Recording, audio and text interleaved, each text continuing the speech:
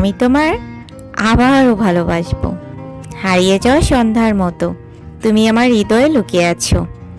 তোমার ছায়া এখনো আমার স্বপ্নের বারান্দায় হেঁটে বেড়ায়। তুমি গেলে ঠিকই, কিন্তু ভালোবাসাটা থেকে গেছে নিঃশব্দে, নিঃশর্তে। আজও ঠিক তেমন করেই। সময় বদলায়, মানুষ বদলায়, কিন্তু কিছু অনুভব চিরকাল একরকম থাকে।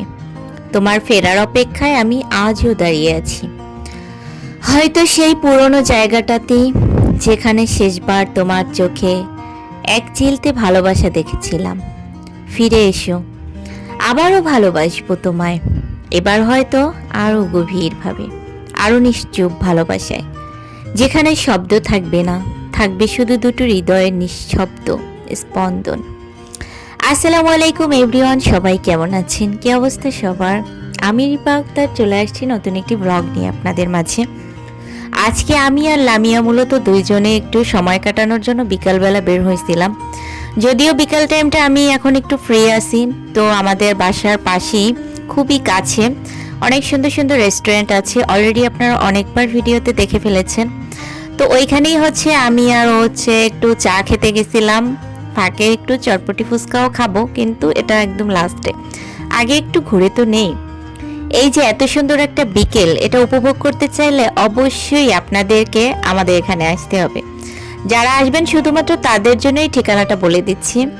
এটা মোহাম্মদপুর ঢাকা উদ্যান ভেরিবাদ আসবেন, তারপরে ওখান থেকে একটা রিক্সা নিয়ে সোজা চন্দ্রিমা উদ্যানে চলে যাবেন 6 নম্বর রোডের মাথায়।